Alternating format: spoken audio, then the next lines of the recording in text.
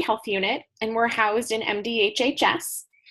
A lot of the work that I do involves ensuring the access to and inclusion of people with disabilities in public health programs and resources, and educating health professionals, such as first responders, about disability and the barriers faced by those with them.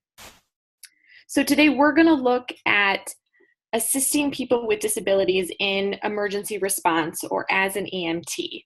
And so these could be things that are small emergencies or individual emergencies. These could be large-scale emergencies like mass flooding or an attack.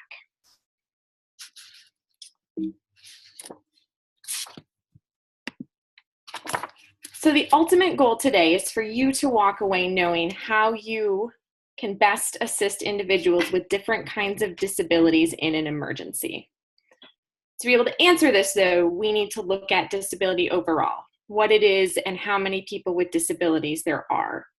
We'll look at things like person-first language and how it can be used to ensure respect between you and that person. I'll talk about different types of disabilities you may encounter in your work, looking at the different misconceptions that revolve around those and strategies to most effectively assist those individuals in a crisis. I will leave time at the end for questions, so definitely save those questions for me. So first of all, what is disability? Disability is a really broad concept that everyone kind of defines differently, but there's several defining characteristics. So first of all, disability is a measure of function. Disability status is not based on a certain medical diagnosis or health condition. Rather, it's functional. It's a measure of how well someone can function in their environment. Because of that, disability is also contextual. It depends on the environment. So if you think about the automatic opening doors at Meijer, if you're a wheelchair user and you need to go grocery shopping, you can get in the door at Meijer. Your disability is limited in that situation because you can function in your environment. You can do what you need to do to get in the door independently. However, if you got to Meijer and the doors weren't working, you would have a problem. Your ability to function has become limited and your disability magnified. So you now need assistance to function effectively in your environment.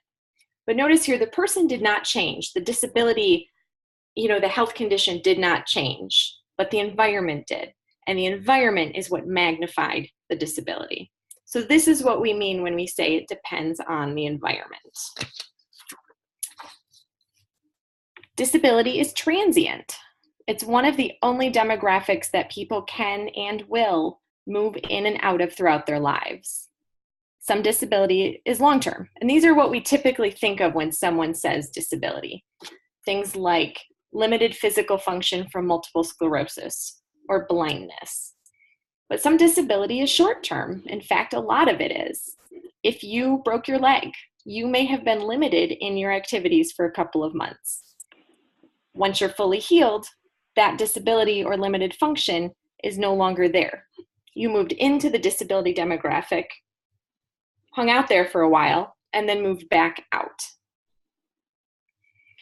Disability is universal. Everyone will experience it at some point in time. It's inevitable. If you have a broken bone and used crutches, if you had complications following childbirth, or even if you've had an illness like mono that limited your ability to function, then you have had a disability. Most people will experience disability to varying degrees several times over the course of their lives. And while disability is experienced by everyone, it does differ in duration and severity. And finally, disability is not always visible, and this causes a lot of misconception. Sure, some disabilities are. You can see when someone uses a wheelchair, when someone uses American Sign Language because of a hearing impairment, or even some developmental disabilities have visible characteristics. But many individuals with disabilities do not appear as such. You often can't tell looking at someone that they have a mental illness.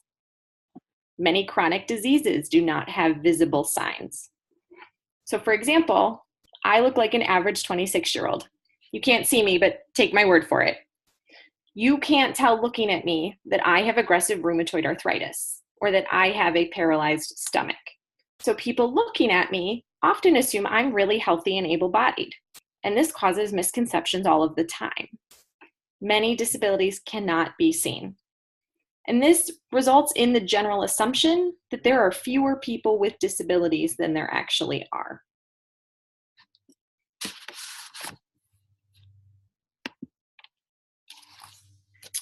So how do we find out how many people with disabilities there are?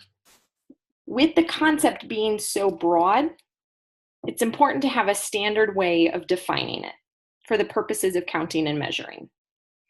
When we survey Michigan residents up until this year, we've used 2 questions to ask about a person's disability status. The first is, are you limited in any activities because of physical, mental, or emotional problems? And the second is, do you have any health problem that requires you to use special equipment such as a cane, wheelchair, special bed, or telephone? A yes to either one of those questions classifies the